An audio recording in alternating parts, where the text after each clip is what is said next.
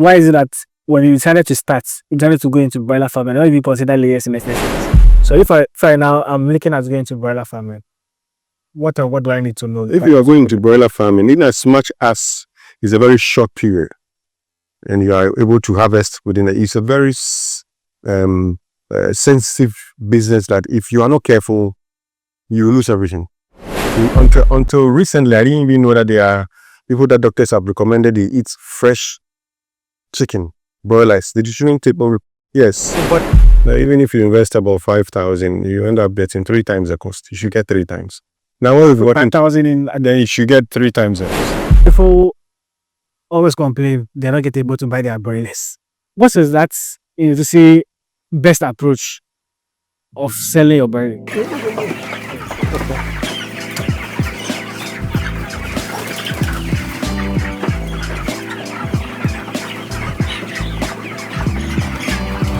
So welcome back to another exciting farming week in Ghana. This is the first time seeing me. I'm Charles, and on this channel we talk about farming and agriculture here in Ghana. From the previous video, we spoke with Mr. Prince about turkey farming. Over here, he's into broiler, turkeys, fish farming as well. I've had a farm tour where you guys have looked at all of those ones. But in this video, I'm going to look at broiler farming. If someone wants to begin a broiler farm today, what do they need to go into broiler farming?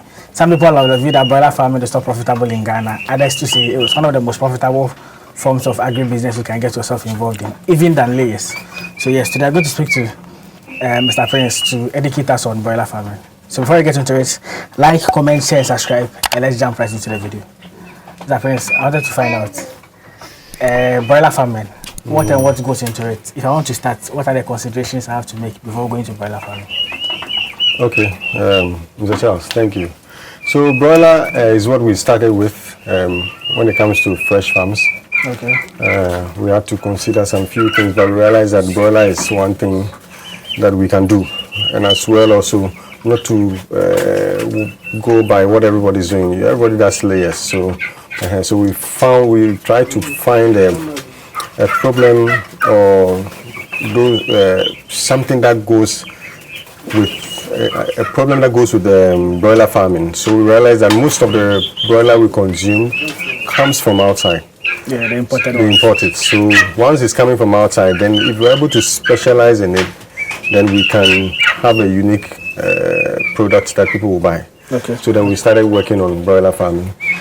So when it comes to broilers, it takes some few time to get it done. About 8 weeks maximum, minimum 7 weeks. By 12 weeks you should sell them off. Okay. So 8 weeks. So you are looking at a business that you can run for 2 months. So in a year, that means you can do for 6 times. Yeah. You can harvest 6 times. So if you watch that particular angle, then you know that it's a good business you can easily invest into, get your money, reinvest, and then get your money and all that. Okay. So that's what we look at. So we started with a little, I think about 50, 80, or if not 80, yes. Your first time?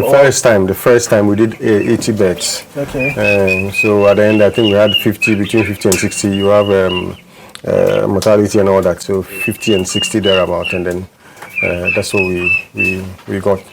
And our second time, I think we had a 300, then we now went into little levels 500 thereabout. So the number shot from starting with 80 to like 300. Yes, no, from the second year, we did it yearly. Okay. The second year, we did about 300.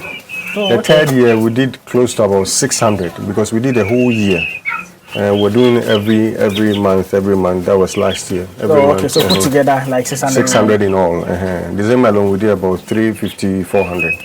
We're doing 80 for every month and all that. So broiler farming is very lucrative. It's a business that once you do it, you have and you watch the kind of feed and the type of breed you use, then you are sure to get particular customers that will call you all the time to buy it. Okay. There are people until recently, I didn't even know that there are people that doctors have recommended they eat fresh chicken, broilers. They shouldn't take them. Yes. Imported ones. No. You should always take fresh. So you call me, as I did even yesterday, we have a client that calls me, he buys it 15, 20 dressed, then it goes to keep in the fridge. Usually within a month, 2 weeks also. So once you are able to look at all that, it's a very good lucrative business. And so far as it takes 4 weeks, even if you invest about 5,000, you end up getting 3 times the cost. You should get 3 times. Now when you put 5,000 in, then you should get 3 times the cost. Every farmer will tell you. Now we have everything. We have our feeders. We have everything. We don't have to invest into all those ones. Now we buy only feed, and then vaccines, and then medications, and that's all. You get a breed, and that's it, and you are good to go. Okay. Okay. But so, looking at why you went into broiler farming. Now people, most of the time when it comes to poultry farming, people are into layers.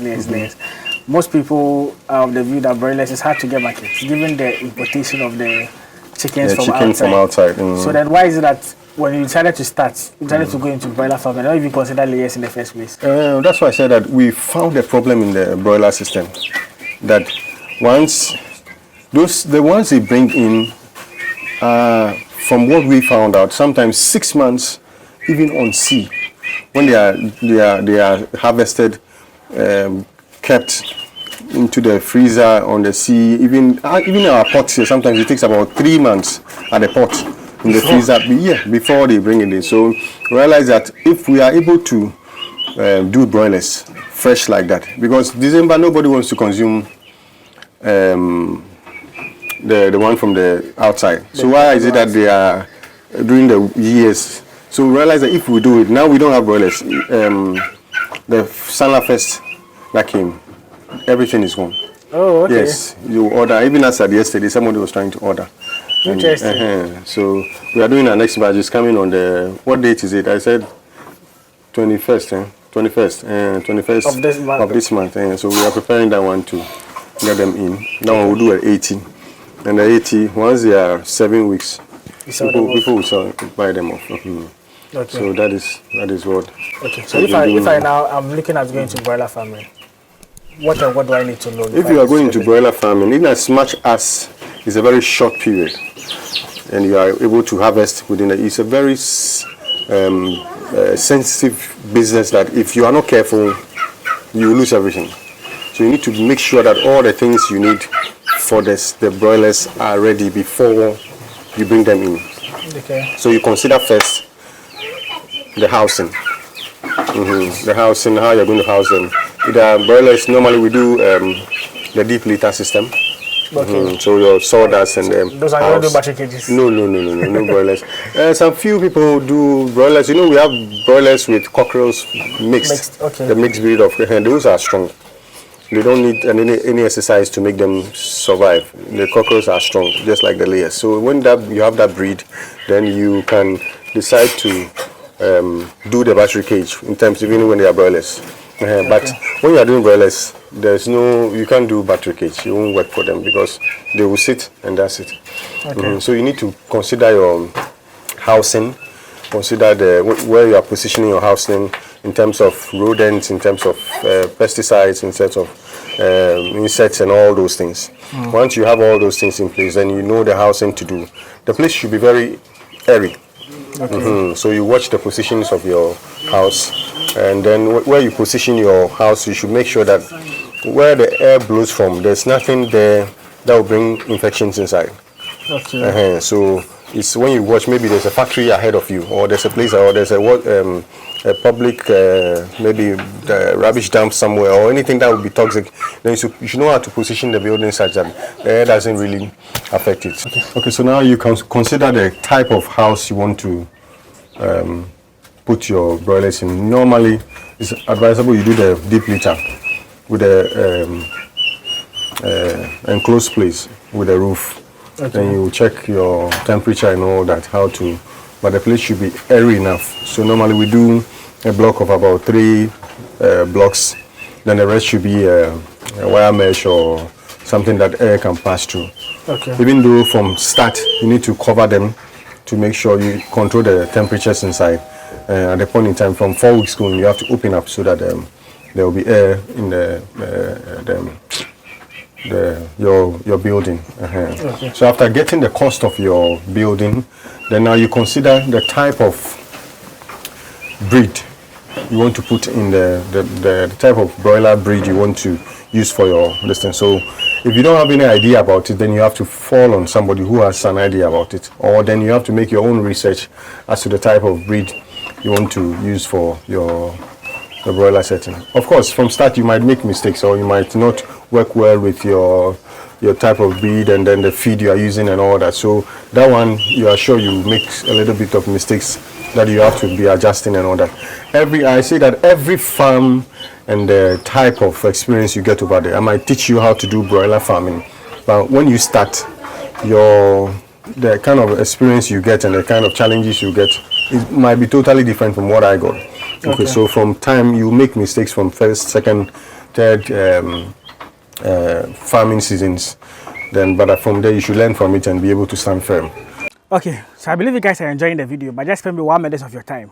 If you are interested in starting your own poultry farming this year, as this year is a Kitten period, if you want to start your own poultry farming in Ghana, you need quality day-old chicks. Do reach out to me for all your affordable quality day-old chicks. And at 28 cedis per day-old chick, you can be able to start your own poultry farming in Ghana. The breeds that are available are H&N Brown Neck, Lowman Brown, and Highland Brown. I repeat, H&N Brown Neck, Lowman Brown, and Highland Brown. If you need the white versions for these birds as well, they are also available. If you also want to buy battery cages, you don't want to do the depilator, you also need battery cages as well. Being it the A shape or the H shape, or 4 tiers or the 3 tiers, do reach out to me as well. Using the number on the screen, and we can be able to supply them to you at affordable prices. If you're also into catfish farming, being it the tarpaulin ponds that you need, or the fingerlings that you need to start your own catfish farming in Ghana, just reach out to me using the number on your screen. All right, let's get right into the video. So when you consider your breed, then the next one is your feed. So before we go to the feed, I want to question on the structure. So looking at the area or place I consider, as you are saying, it shouldn't be a place where it will bring the infection. Yes. I know they also need air. Some people say the building structure should be like northeast or northwest. So that northeast doesn't really, it's not a fixed thing. That's what I'm saying, that you have to, where you are putting it, you have to know where the air blows from.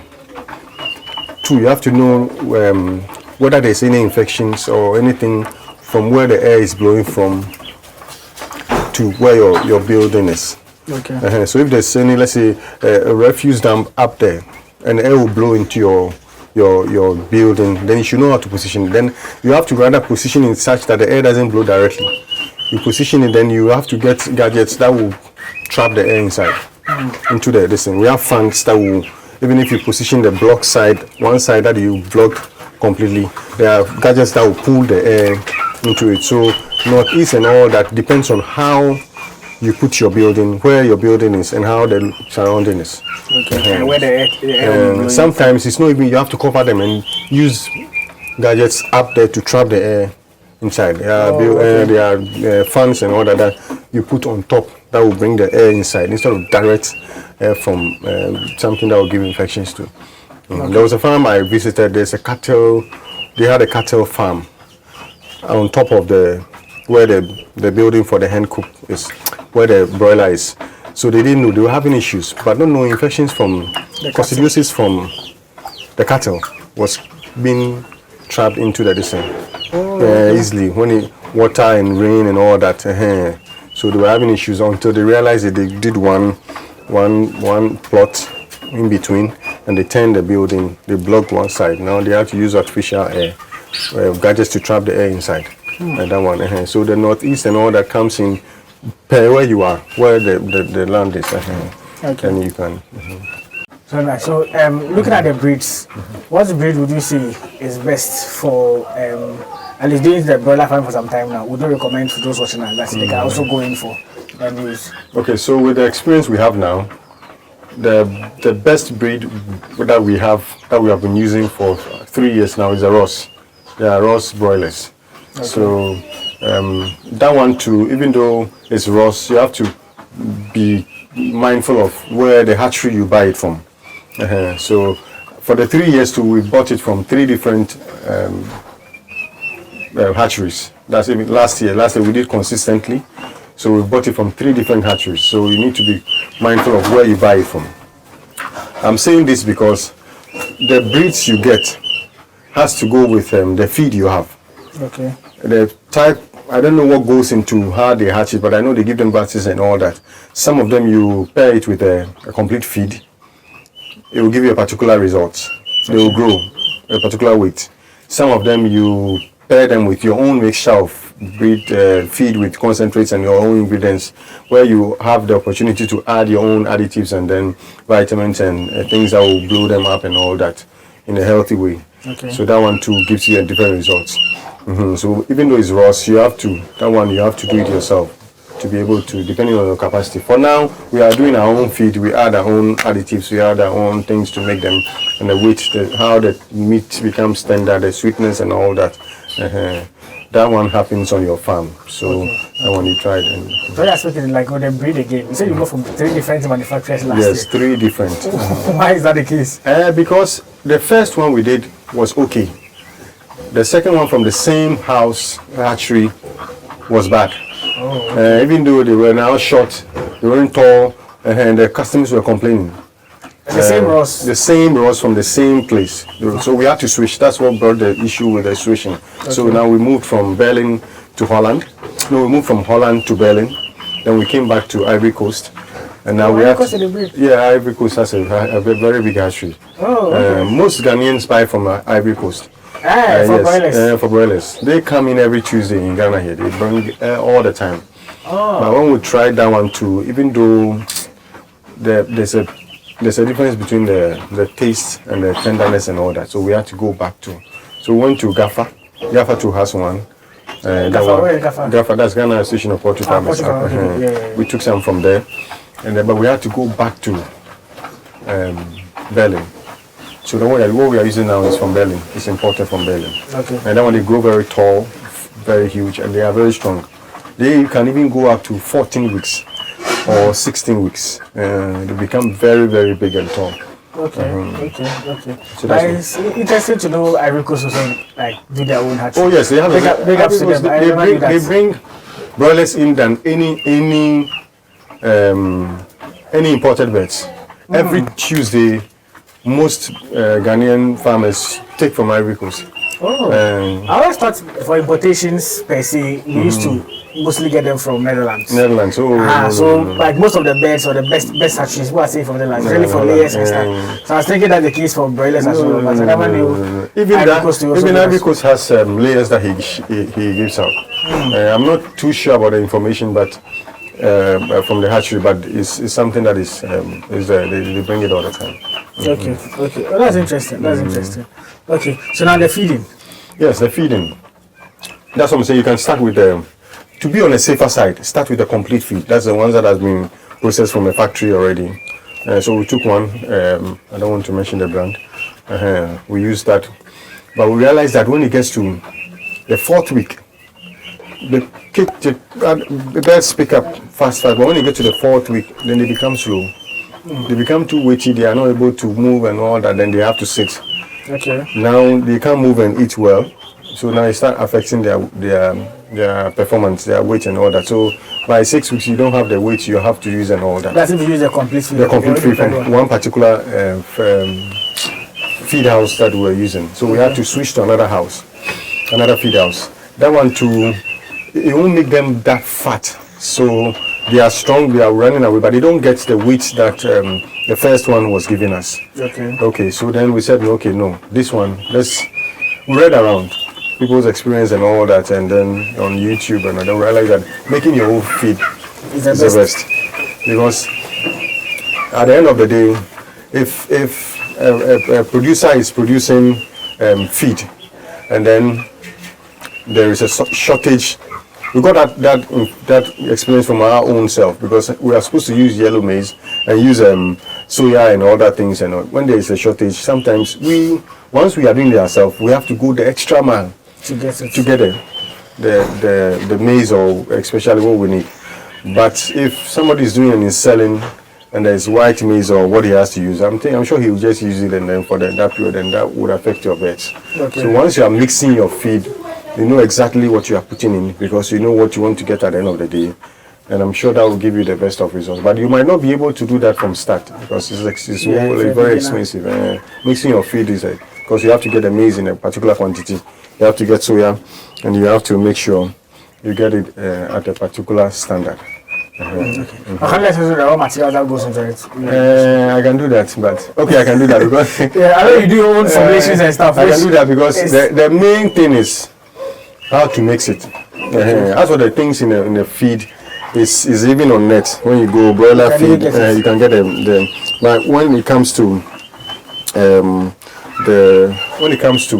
how you mix it, the percentages and all that, because all the mixtures on net are in a ton. That means a ton. That's 10,000 grams, 1,000 kg. So you have to be able to do your mathematics if you are mixing something less than that. And you can't mix 1,000 kg and put down because they might get bad. Because most of the time we don't want to put in the things that stop the feed from getting bad. We have chemicals that you put in that stops growth of other things, the molds and all that. But sometimes because of the shortness of the broiler, layers you can do, because of the shortness of the broiler, sometimes when you put those things, it affects the meat you get at the end of the day. Yes, and it affects it, the taste and all that. So we do it straight and we just give it to them. So we have the standard ingredients are maize, soya, then you have your concentrate, then you have your limestone, or you have your egg. Yes, you have your eggshell, grinded eggshell, and then that's all. When it comes to broilers, that's all you need. You need the maize, you need the soya bean, you need your concentrate, and you need your limestone or eggshell. You need to limestone for broilers. Sometimes it's a bit dangerous because it might end up in their gizzard and even cuts the lining of the gizzard and they will die. I thought you grind it or something. Yeah, you grind it, but you know what? The essence of the limestone is to give calcium, so that one stays long in the gizzard, so that it drains into the system little by little, that gives strong bones and all that. Yeah. But unfortunately for broilers, they are very tender. So if you don't get the limestone done properly, and you give it to them, then it will stay in the gizzard and rather kill them. It won't dissolve well. So now we use there's a chemical we use that is a powder. This is I'm not too sure. I'm paraphrasing. It's that one for broilers. We sometimes want to use that. That chemical is available. It's calcium. So you mix it instead of the limestone. But we use the eggshell. Okay. We do it in a very powder form because it gives results more than the chemical I'm talking about. Then you add it to the feed, and there are other things we add. But that one you have to do some try and error and do your own mathematics. We add other additives, vitamins and all that. That blows them. There are things that are on the market that makes them very big. But once you put it on fire, the meat shrinks. So there's a way to mix them. It is not bad. There's a way to mix them because of the weight. So that one too is your own way. You have to be able to do your math and all that. Then you add it to it, and then you can have the broiler at a particular size that you want it. So they are talking about the chemicals. One will ask, aren't there a lot of chemicals going into it that might affect us as human beings who consume it? Oh, there are all regulations with it. Some of the medications, they tell you, the farmer, if you are going to harvest 5 days before, don't give them. Okay. 2 days before, don't give them. If you are going to sell it off, don't give them. So that depends on the farmer. There are medications like antibiotics. When you have infections and you put them in the water, you're not supposed to sell them. So that's discipline. Okay. If you're about to sell them, then you have to withdraw it for like 5 days and then 7 days and then all that. But once the manufacturer of the medication has said that, I'm sure if you do it 2 days and you give it to a consumer, that means the person might affect them. Okay. Okay. But the life of a broiler from day 1 to about the 8th week is on medication. Every week, antibiotics, coccidiosis, antibiotic, coccidiosis. So I want us to come to the medication a bit, but also speaking on the broiler, prepare your own feed and buy the complete feed. The normally arguments about it that sometimes preparing your own feed you save a lot of money other than buying like the complete feed. I'm also juggling my head around buying maize, soya bean, limestone, or eggshell, all those ones. Which one do you think? Do you still think that doing your own feed is cheaper than buying the complete feed of the market? Yes, doing your own feed is cheaper in the overall thing you are doing. Overall, I'm saying overall because the end, what we are looking at is at the end. The harvest is the most important thing. So if you buy a feed, that will give you an average results, and you do your own feed, which is even expensive, but you get maximum results, and you sell and you get 3 times that cost. It's better. Okay. When you go and buy a complete feed, it's done, it's complete. So you come in, it gives you, it's okay. But when you buy going to buy your maize, maybe now we go very far. Sometimes you go inland, far beyond Nsawam, to go and buy maize. That's to buy maize and all that. It's tedious. But when you get all that, you measure, you do them in the right proportion. We don't compromise. We have a scale, and we measure it in the right proportion. At the end of the day, I know I've done the right thing, and I know I'll get my results for it, even though it's low. And after that, too, the number of bags that I get per the feed is more than that of what do you go and buy. Sometimes you buy the feed and you put on the scale, they say 50 kg, but you'll be 40. It's 40 kg, but when we measure 50 kg and put it down. So you get a lot of them, and you can give your birds a lot. They eat what they want to eat. Once you do the right proportions of everything, you get the best of results. So what we've got into now, we don't buy complete feed. No. You don't buy complete. There's also a question around how many birds should you have before you start looking at doing your own feed. Some people feel like with some particular quantity, it's best to buy. Some particular quantity is best to. When you are starting, just like we did when we were starting, we bought feed. Okay. So when we got into the 500, the 100s, 300, 250, 300, but we said no. Okay. Now when we're even doing, let's say, an order of 80, we'll mix with. We'll mix. Sorry, we won't buy the feed because it won't give you the result. What you won't give you. I want us to do some costing alongside what we are doing. So the birds, the roast, how much do they? No, roast is like 28, depending on the dollar rate. So 27, 28. Cities for one. Okay, so let's say you are just doing estimates for like 100 of them. 100, so that's 2,800. Okay. Now in terms of the feed, if I'm buying my own feed, do you know how much it used to cost? Okay, the average feed is now almost about 500. Right, for the 50 kg bag? Yeah, 50 kg is 500. And then the birds will consume, let's say, in as much as 5,000. That's about 10 sacks. To the end of the 8 weeks? To the end of the 8 weeks, about 10.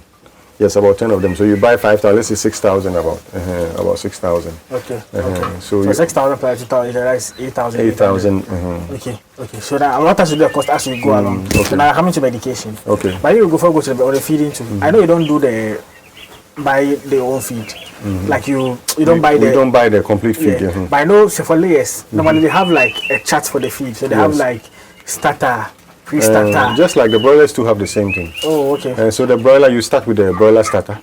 Okay. The layers, you start with the chick starter. The broiler starter, then you go to broiler grower, then we have the finisher.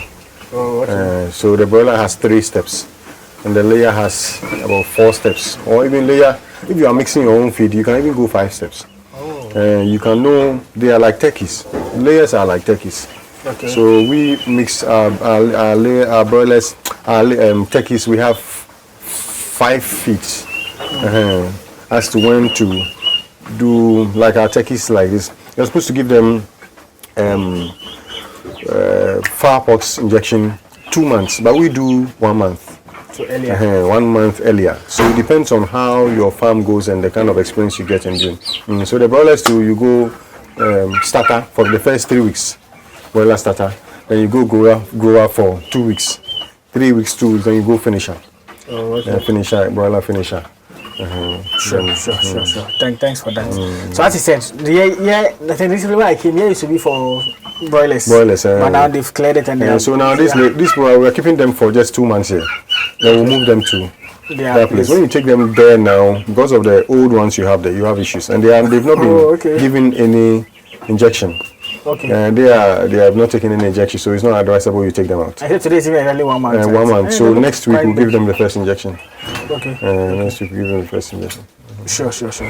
So coming to medication, what medication we give for broilers? For broilers. So let me add the vaccines to them. Before you bring your broilers in, The first thing you need to do is that your brooder house. The brooder house is where you keep the day-old chicks from day one. Make sure that the place is set up at least 3 days before the time. Okay. If you have used the place before, then you have to spray the place at least a week with any disinfectant that you have. Okay. So you spray the place. Then you make sure you set the place up, the light and the heat source. Heat source I'm saying because it can be heat bulb, it can be gas, or it can be charcoal. Now we use charcoal, we put it in the pot. So your heat source should be there. So you, for the first 3 days, make sure every day, morning, afternoon, evening, you go and check the temperature. We have a thermometer you put inside. Okay. And make sure that the birds, when they come in the morning, they will have the 38 degrees. Because in the incubator, the topmost temperature is 38, 38.5. So when they come out, they should have the same temperature. So your brooder house, make sure your heat source and everything at every point in time. In the afternoon like this is hot. And because of the type of building we are using, this one produces a lot of heat. Yeah. So your heat source, you have to come and reduce it. In the evenings, it's not hot. When it rains, it's different. So you have to make sure your brooder house, you've come to check all that before they come in. Check the temperature at all times.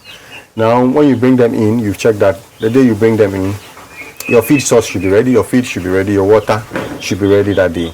So before you put them in, you've put your feed in and your water. Your water should have antibiotics. In the water? Antibiotic vitamins. We have medication that is mixed with antibiotics and vitamins at the same time. Okay. So you put them in on the first day, and glucose, sorry. So antibiotic vitamins plus glucose in the water for the first day you brought them in. The day you bring them in. The first day before you bring them in. They should be, the water and everything should be there, and the food, and their feed. Then you put them inside. When you put them inside, sometimes you need to put rubbers or something that can make noise around their water, and then the feed. So when the birds run around that thing, they make some noise. Then the others will follow and come and eat the food. Sometimes when you put them in, they will just start eating. So you have to remain in the brooder house and check all that. Sorry. So that's for the first day. The first week when you bring them in, from day 1 to day 5, you give them antibiotic. From day 1 to day 3, you give them antibiotic vitamins plus glucose in their water. In their water for the first 3 days. The glucose is supposed to handle the stress they've gone through. Maybe they came from Holland or they came from Cote d'Ivoire or they've been through stress. So the glucose will give them instant energy to overcome those stress that they've gone through. So the first 3 days you add glucose into antibiotics and vitamins. After 3 days you pull out the glucose. Then you continue with the antibiotic vitamins in the water for the next 2 days. That makes it 5 days. Then you follow up with the plain water. On the 7th day, that's their first day of vaccine. That's the first vaccine you give them. The reason why, on the 7th day, that's 1 week, exactly 1 week. The reason why we give them vaccines is to make sure broilers are very prone to a lot of diseases. When they hit you, you can lose your entire flock. Oh, okay. Yes, everything will just die off like that. So the vaccines are supposed to go ahead of the infections that come with them. So the first time you give the gumoro, the 7th day, you give them the gumoro vaccine. All of them for broilers is put into their water. Broilers don't have any injections. So you go to get your gumoro. Around here, we get it from GAFA, Ghana Association of Poultry Farmers. Okay. They're all over the place. There's some at Kaswa. You can find out from them. And then I have a place close to Soto.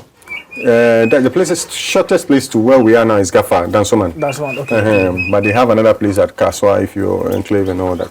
And there's another one at Accra Central. So you go and get your gumoro the first 7 days. Sorry.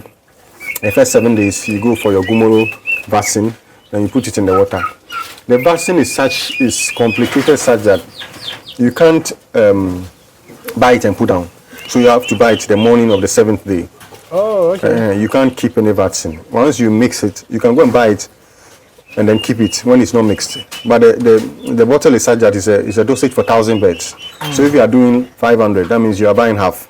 Okay. So where we buy it from like this, the woman comes and then does the mixing. So you can buy 50 birds, you can buy 10 birds, you can buy 100 birds, she'll give you that quantity.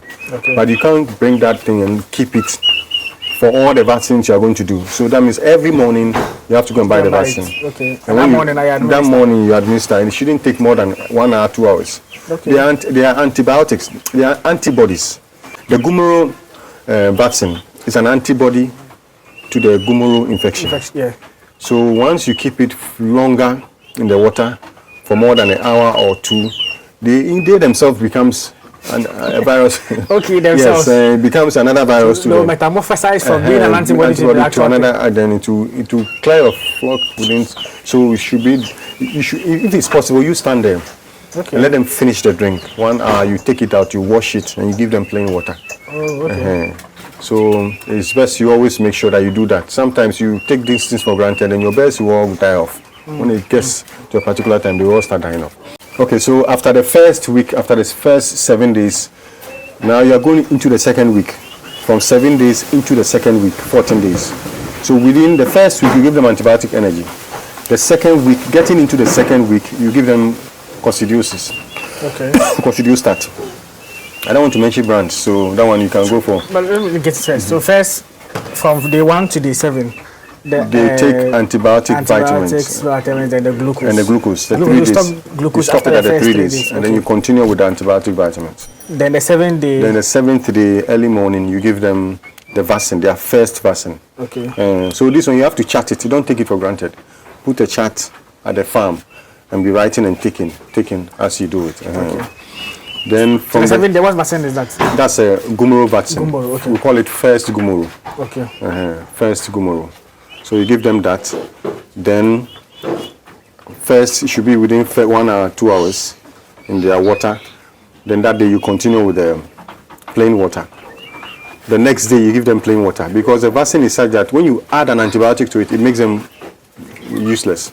Okay. If you give an antibiotic to a bird before or after 1 day, in the 1 day interval, it becomes useless. So all the time you should leave a day in between the vaccines. So when you do it today, for it to work. So when you do it today, vaccine this morning, after the 1 hour, you give them plain water. The second day, nothing, plain water. Day. Then the third day, which is taking us to the 14th week, 14th day, you give them coccidiostats. Okay. So you buy a coccidiostat from the agri shop. You tell them you want a coccidiostat. They'll give you coccidiostat. So that one too, you come and mix it in the water, and you give it to them for 3 days. That's getting into the 14th day. So we are looking at the 9th, 7th, 8th is free water. So 9, 10, 11. Day 9, 10, 11, you give them the coccidiostat, anti-coccidiosis, this thing, in their water. That one too, you make sure when you mix it, any medication you mix for the broiler, make sure that you keep it for 24 hours. Oh, okay. After 24 hours, the water itself becomes toxic to them. So if I mix antibiotic vitamins for them today, the next day, the same hour, if they have not finished drinking it, you have to change it and mix it in. So on the 9, 10, 11, you give them the coccidiostat in their water. Then that will lead us to, then the next day you give them plain water. Then that will lead us to the day 14th. That's the second week of the broiler. Yeah. Then you go back to where you bought the vaccines from, and you buy first Newcastle. Oh, okay. The first one is first Gumuru. The second one, which is on the 14th day, is first Newcastle. Okay. The first week medication is antibiotic vitamins. The second week medication is coccidiostat. But the 14th day is a vaccine day. That one is a second Newcastle. Okay. So the second Newcastle, you go through the same process. Then you get it in the morning. It will be in a bottle. You mix it in their water. There's a particular liter. When they are about 50 birds, you use about 2 liters. When they are about 100 birds, you go 3 liters. The woman, the way you buy it from she'll give it to you. She'll give you the type of water, the quantity of water to do. Then you come and give it to them. That's on the 14th day. Then you wait for 1 hour, 2 hours. They are done with it. If by 2 hours they are not done, you take it out. And the way, sorry, I left it out. The way to ensure that your birds drink all the water that you put the vaccine in, 2 hours before you bring in the vaccines, you take all away all the water they have. Okay. So the vaccines they are not administered with sunshine early morning. So you go and buy the vaccine, let's say around 5 a.m. So you have to wake up like 3 a.m. Take all the water out. And take all the water out. Okay. And then they will become thirsty. Immediately you bring the vaccine, put it down, they will rush, they will finish it. Then within 1 hour, 2 hours, you can wash it and give them water. We're on the 14th day, which you have given them first Newcastle. Then now from 14 day we are leading to 21, which is 3 weeks. You come back to antibiotic vitamins. As I said, the broilers, all their life is on medications. No, okay. Yes, either you go organic or you go inorganic. When I say inorganic, then that one you have to go. That's what we are doing. But organic, then that means you have to go by natural, like bitter leaf. We have herbal. But that one is you have to be careful. Oh, okay. You have to know exactly what you are doing. Like what the ones we have here, they are not on any antibiotics. Okay. But you have to know the measure with which you give them. I will come on that when I'm done with this one. Okay. So you give them on the 3rd week. We'll go back to antibiotic vitamins. You can decide to give them strictly antibiotic. But if you don't have strict antibiotics, you add vitamins to it. It doesn't change anything. Okay. So you can do 3 days antibiotics, which is leading us to the 21 day. Then on the 21 day, you go for second gumuru. Remember the first 7 days we give first gumuru. 7 days, first gumuru. So on the 21 day, that's the second gumuru. That's because the gumuru infections, they can repeat themselves at every point in time. So you have to be careful. So you give them the second gumuru. You use the same format. You go and buy the vaccine early morning. You give it to them, and then. So now once you give it to them, within the first 2 hours, you change it. Within by 2 hours, they should consume it. Make sure you take their water off before you bring it in. By 2 hours, if some is left, throw it. I will give them plain water. Then the next day, you give them plain water. Then you continue. Now we've done antibiotics. Then we come to coccidiosis and come to antibiotic. Now we'll go back to coccidiosis again. Okay. That's so leading to the 4th week. Okay. You'll be doing it. So you give them coccidiosis again. That is leading us to the 4th week. So on the 4th week, you go back to. Remember, we've done first gumuru. We've done first Newcastle. We've done second gumuru. On the 4th week, you come back to second Newcastle. Okay. That's the fourth vaccine you give them. That's second Newcastle. You do it the same way that you do it. Then after that week leading to the 5th week, you come back to. Remember, we've done antibiotic vitamins, coccidiosis, antibiotic vitamins, and we've done coccidiosis. But after the 4th week, don't repeat coccidiosis after. Okay. So now you've given coccidiosis twice. We've given antibiotic twice. Antibiotics and we've done coccidiosis twice. Okay. But on the 5th week, the 4th week leading to the 5th week, repeat coccidiosis. Okay. Because broilers are very prone to coccidiosis. When they start pulling up, becoming this thing, and they grow anyhow, so they get coccidiosis very easy. How do they get coccidiosis? Sometimes they feed on their feces and all that, and things they are not supposed to eat. So they are prone to coccidiosis, and when coccidiosis enter your farm, that's your end. So you repeat that on the 5th week. You repeat coccidiosis again. Then leading to the 5th week, you go for your last vaccine. That's the 3rd gumuru.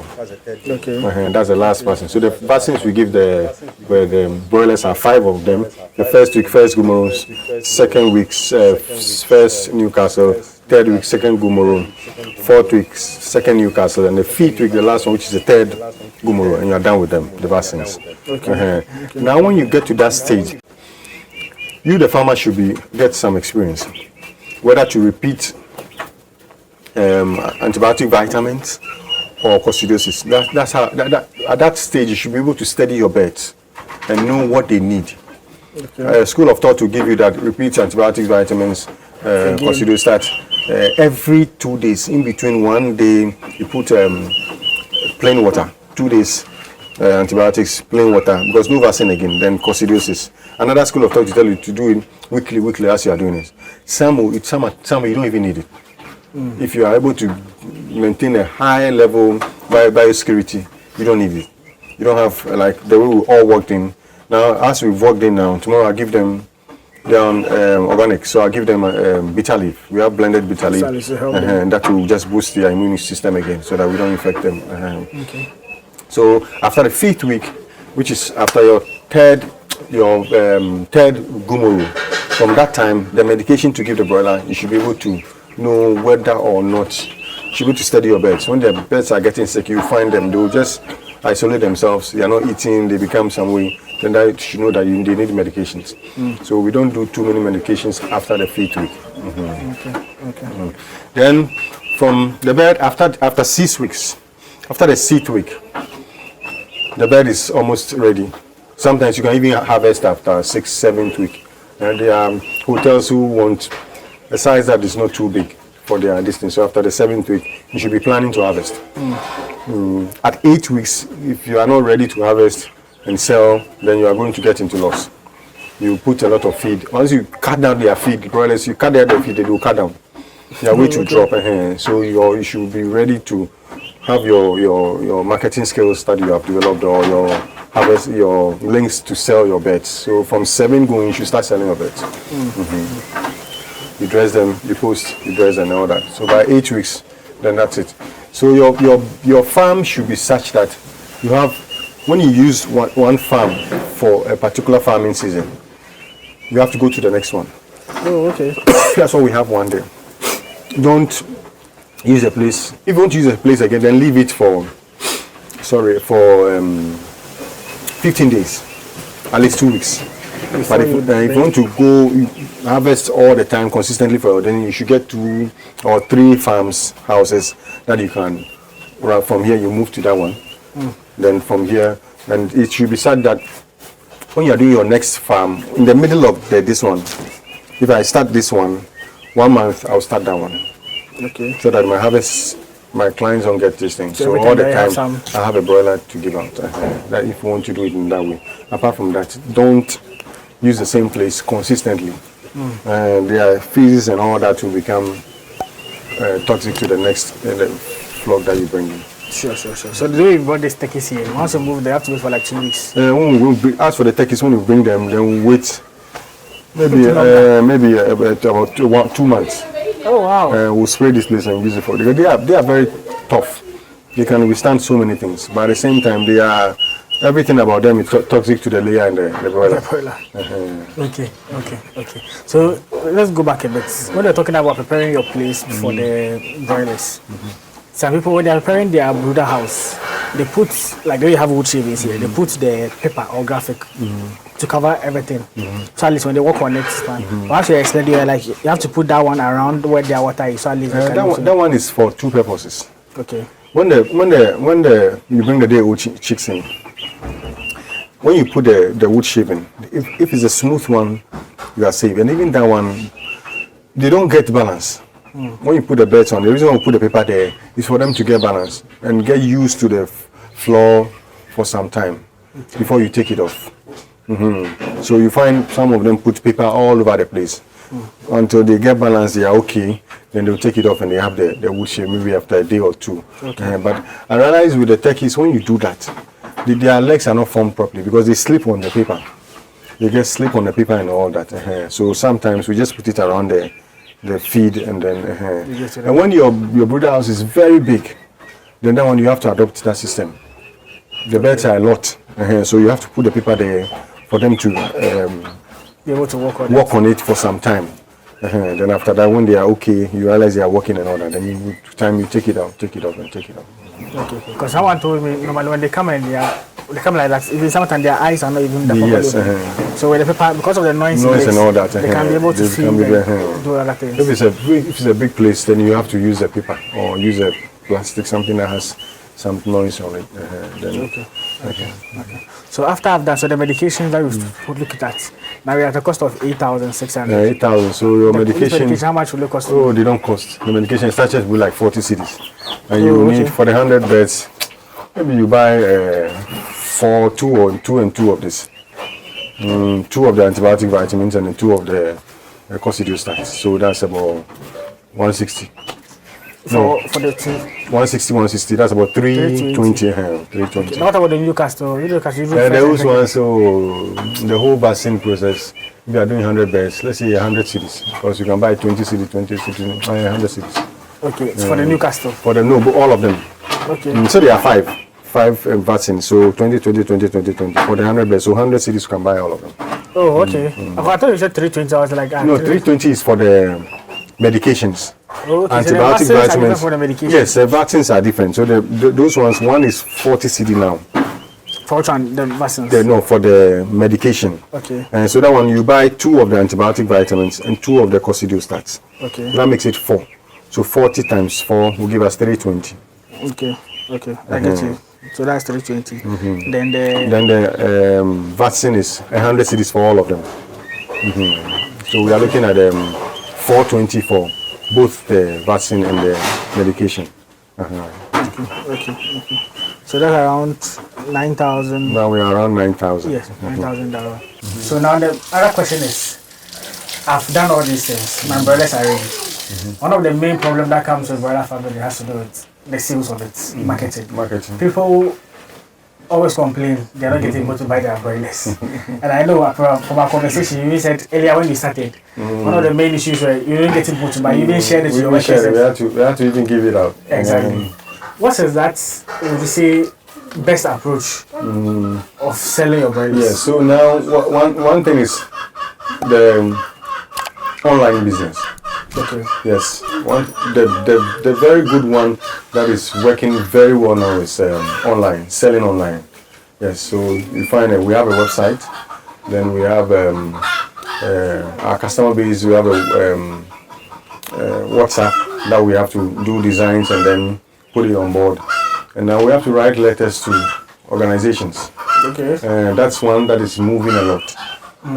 So schools especially, and then corporate organizations, they are buying for this and buying for this person and all that. So that has been the.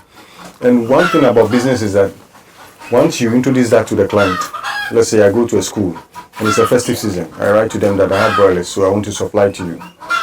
And when you do that, you have to be consistent to make sure you meet the grade, the standard that they want.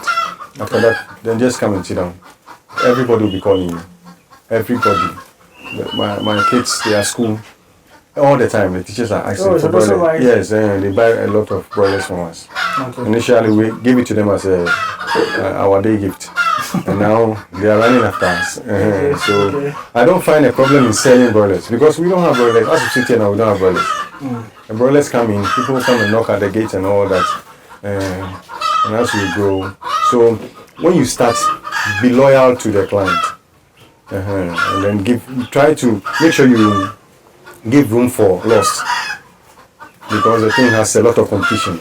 Do it well. Maybe we shared it and we gave it out, but now it's all over the place. And if I'm ready for it, let's say I've incurred this 9,020 cedis doing like 100 broilers. 100 broilers. If I'm selling them, how much do they go for? Last year we sold broilers between 250 and 300 cedis. The smallest broiler we sold 200 cedis. If you are a friend and want to, maybe 180. So let's target as, let's say, 250. 250. The average we did was 250. So 250 by the 100 would be like 25,000. Damn. Hey, 25,000. Let me do the calculation again because 25,000 now have a cost of like 9,020. So if we do contingencies like 1,000 or even 2,000 contingency issues. So that's what I'm saying, that if you do it well, you should get 3 times every farmer, unless the farmer doesn't want to be honest with you. But if you do your farming well, every farmer should get 3 times the cost as profit. Yes, you should be able to get 3 times. So then maybe use one side to pay your way. Remember, you have to pay workers and other laborers and all that. Maybe use one side to reinvest. Okay. If you don't like this one, we bought them, they are 70 pieces. If we are buying them, they are 70 pieces. So that means you have 70 times. Now I'm selling day old for 98. That's for the techies. For the techies. Those I give out, the day old we hatch 98. Today is around 106 because of the dollar hike. Oh, okay. Because the eggs, we don't have enough eggs, you have to import the eggs. So we have to calculate that and all that. I said you use 3, you make 3 folds. So let's say you use 1 to pay off your workers, including yourself. Your costs, maybe you have to pay yourself. Then 1 for reinvesting into this thing. then you save another aspect for the business. Okay. So as you said, you make three times the cost. So one for reinvestment. One for reinvestment, one to pay off everybody that worked in it, and one you have to save for. But you want to pay off workers still, because as I started 9,020 from the 25,000, it's like 15,080. So when you divide into 3, you have about an average of 5,000. 5,000, yeah. So when you came, you know that when we're selling the beds, we had the numbers ahead, so you can't take people for granted. Okay. So at least maybe somebody get 1,000 and 1,000. Okay, so that'll be like 5,000. Okay. Then you reinvest. Now you have another one for the bigger picture that we are looking at. That's a lot of money. But if you are investing as a farmer and you're not, after 2-3 years, you're not making the three food distance, then you are not doing something right. Okay. You're not doing something right. Then something is wrong somewhere. Nice. Hey, that's profitable. That's crazy. That's crazy. As you said, a lot goes into it. You have to get a lot of things right. Else you just run out of If you're a lazy person, forget it. Then you find somewhere and sit. It's a lot of work. But when you do it consistently, outside those rich people are farmers. Yeah. Yes. It's only Africa that we feel like farmers are poor. Rich people are farming and they are getting it. So we have to get there. So I advise everybody, when you grow, once you are in school or you are coming out of school, get a portion, a small place, and try some farming, something that will give you, it might even be a hobby, but after some time, you realize that you get in the passion for it, and consistently you are moving, and it becomes a business, something that will be, when you get even 90 years, you can still go and sit at your farm and manage your farm, rather than retirement. Yeah. So it's a good deal. It's something that you even plan on doing. I wanted to ask, one advice for people who want to start broiler farming, maybe after watching this video in 2025, what's that one advice you give them? The advice, as for the calls, a lot of calls coming. I don't know how they get my number. After watching the video, even today, we're in the barbering shop, somebody called from Eastern region. Where did he call from? I think Central region. He said he's coming. I said, okay, you should call me tomorrow. One advice I would give to you is, this job is not for people who take things for granted. You sweep things under the carpet, you procrastinate and all that. You can't do poultry, you can't do farming. Yeah, can't the medication alone. You have to be disciplined. You have to, as I said, sometimes you have to wake up 3 and come and take out water, ask them sometimes. You have to come late. You hear this particular noise, you are worried and all that. So you should be somebody that you are so disciplined. Apart from that, it should be your passion to do farming. Then when you add your money to it, you add your money. As for the one to, there's no 2 ways about it. You have to invest money into it, knowing that you will not even get it back.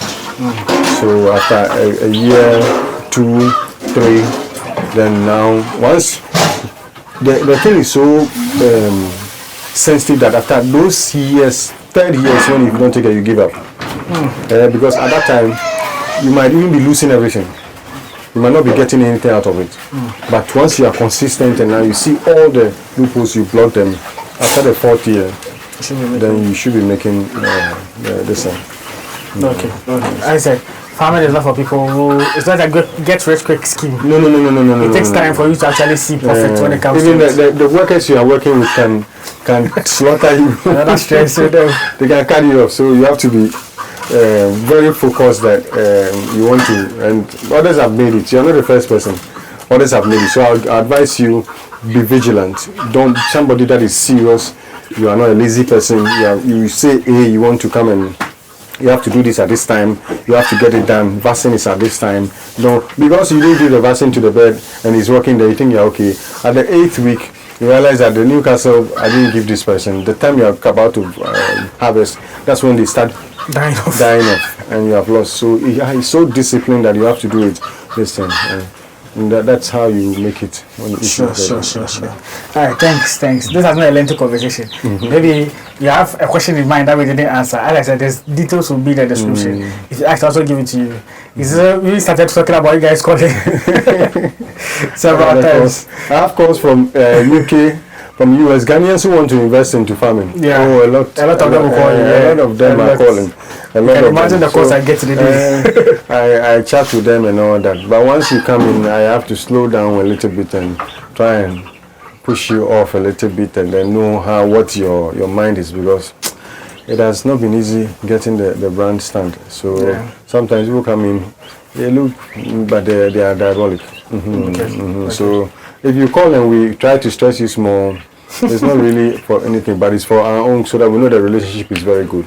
Then we can align and get it done. But apart from that, I advise everybody, get into it, try it, it will work.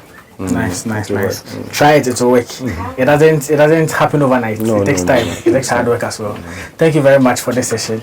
The next I'm going to look at tilapia farming. Both of you have a lot of questions. So I posted a video where I looked at, you see, you're talking about the hormones that do the castration and all of that. And you have no idea. People are all over, hey, how do you put hormones? Does it affect human beings? You're talking about castration. Does it also castrate? All those questions. We'll be delving into that, in the subsequent video. When it comes to tilapia farming, both for brooding purposes or like for breeding purposes or for consumption as well, for you to grow them and just sell. So we're looking at those ones. So like, comment, share and subscribe, and I'll see you guys in the next one. Peace out. All right.